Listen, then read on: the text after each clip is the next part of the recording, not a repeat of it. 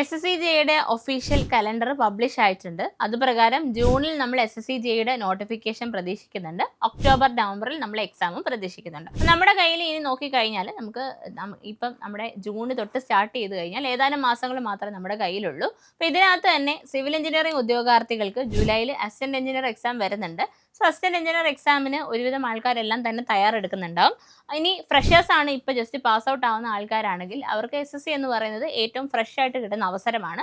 അവരുടെ കയ്യിൽ അവർക്ക് റിസൾട്ട് വന്നു കഴിഞ്ഞിട്ടേ നമുക്ക് നോട്ടിഫിക്കേഷൻ മിക്കവാറും അത് അനുസരിച്ച് തന്നെ വരത്തുള്ളൂ. അപ്പോൾ അവർക്ക് എഴുതാൻ പറ്റുന്ന ഒരു എക്സാം തന്നെയായിരിക്കും SSCJ എന്ന് പറയുന്നത്.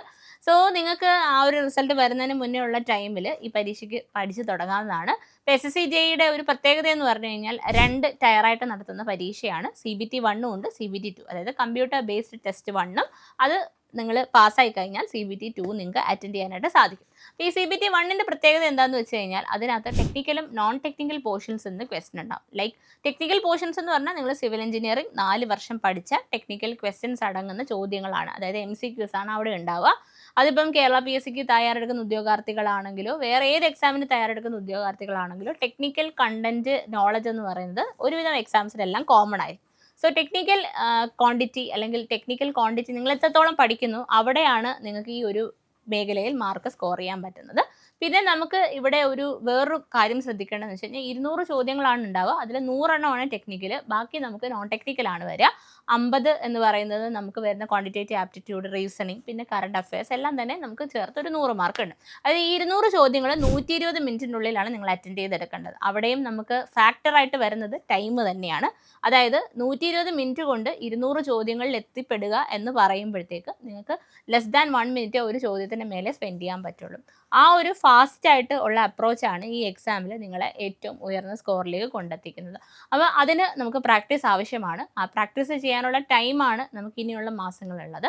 അപ്പം ഇനിയും പഠിച്ചു തുടങ്ങാത്ത ഉദ്യോഗാർത്ഥികളുണ്ടെങ്കിൽ ഈ SSC എന്ന് പറയുന്നത് വളരെ വലിയൊരു അവസരമാണ്. ബിക്കോസ് 2000-ഓളം വേക്കൻസീസ് ആണ് നമുക്ക് വരാൻ പോകുന്നത്. ഈ 2000 വേക്കൻസികളിൽ 1500-ഓളം സിവിൽ എഞ്ചിനീയറിംഗ് പോസ്റ്റുകളാണ്. അപ്പോൾ സിവിൽ എഞ്ചിനീയറിംഗ് കഴിഞ്ഞ ഉദ്യോഗാർത്ഥികൾക്ക് അല്ലെങ്കിൽ ഈ റിസൾട്ട് വരാൻ പോകുന്ന ഉദ്യോഗാർത്ഥികളെ സംബന്ധിച്ച് അവർ നേരിടാൻ പോകുന്ന ഒരു ഹ്യൂജ് ഓപ്പർച്യൂണിറ്റീസ് ഉള്ള എക്സാം തന്നെയാണ് SSCJ. ഇനി SSCJയുടെ CBT 1 നിങ്ങൾ ക്വാളിഫൈ ആയി കഴിഞ്ഞാൽ you can directly go for CBT 2. CBT 2 എന്ന് പറഞ്ഞു കഴിഞ്ഞാൽ 100 ചോദ്യങ്ങളുള്ള ഒരു പരീക്ഷ മാത്രമാണ്. പക്ഷേ 300 മാർക്കാണ്, വിച്ച് മീൻസ് ഓരോ ചോദ്യത്തിനും 3 മാർക്കാണുള്ളത്. സോ 3 മാർക്കിൻ്റെ ചോദ്യങ്ങൾ നിങ്ങൾ നേരിടുമ്പോഴത്തേക്ക് സ്റ്റേറ്റ്മെൻറ്റ് ടൈപ്പോ നിങ്ങളെ കുഴപ്പിക്കുന്ന ടൈപ്പിലുള്ള ചോദ്യങ്ങൾ അവിടെ കാണും. അപ്പോൾ ആദ്യം നമ്മുടെ മുന്നിലുള്ളത് CBT 1 തന്നെയാണ്. അതിനെ ഫോക്കസ് ചെയ്ത് പഠിക്കുമ്പോൾ ഉള്ള ഒരു ആഡ് ഓൺ അഡ്വാൻറ്റേജ് എന്ന് പറഞ്ഞാൽ അവിടെ ഞാൻ പറഞ്ഞ നോൺ ടെക്നിക്കൽ പോർഷൻസ് ആയ ക്വാണ്ടിറ്റേറ്റീവ് ആപ്റ്റിറ്റ്യൂഡ്, റീസണിങ്, അതുപോലെ തന്നെ ജനറൽ അവയർനെസ്, പിന്നെ നമ്മുടെ ഹിസ്റ്ററി, ജോഗ്രഫി, സയൻസ്, അതൊക്കെ നമുക്ക് RRBJE എക്സാമിനും ഉപയോഗിക്കപ്പെടാം.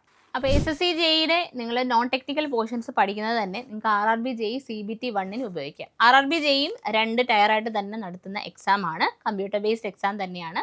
അതിൻ്റെ പ്രത്യേകത എന്താണെന്ന് വെച്ചാൽ CBT 1 നമുക്ക് ടെക്നിക്കൽ പോർഷൻസ്, അതായത് സിവിൽ എഞ്ചിനീയറിംഗ് കഴിഞ്ഞ ഉദ്യോഗാർത്ഥികളാണെങ്കിൽ അവിടെ സിവിലിൻ്റെ ചോദ്യങ്ങൾ ഉണ്ടാവത്തില്ല. മൊത്തം നമുക്ക് മാത്സ്, ഫിസിക്സ്, കെമിസ്ട്രി അതുപോലെയുള്ള നോൺ ടെക്നിക്കൽ പോർഷൻസ് ആണ്.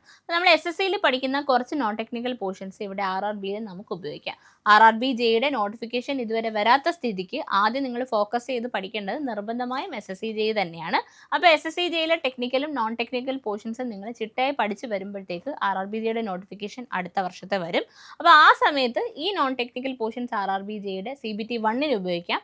അതുപോലെ തന്നെ CBT 2 ടെക്നിക്കൽ പോർഷൻസ് വരുന്നത് നമുക്ക് SSCയിൽ പഠിച്ച ടെക്നിക്കൽ പോർഷൻസ് ഉപയോഗിക്കാം. ഇത്തരത്തിൽ 2 കേന്ദ്ര സർക്കാർ ജോലിക്കുള്ള പരീക്ഷകൾക്ക് നിങ്ങൾക്ക് ഒരുമിച്ച് തയ്യാറെടുക്കാം. അതായത് SSCJയും RRBJയും ഒരുമിച്ച് നിങ്ങൾക്ക് തയ്യാറെടുക്കാൻ പറ്റും. അങ്ങനെ നമ്മൾ SSCJE RRBJE ഒരു കോംബോ ബാച്ച് എൻട്രിയിൽ സ്റ്റാർട്ട് ചെയ്തിട്ടുണ്ട്.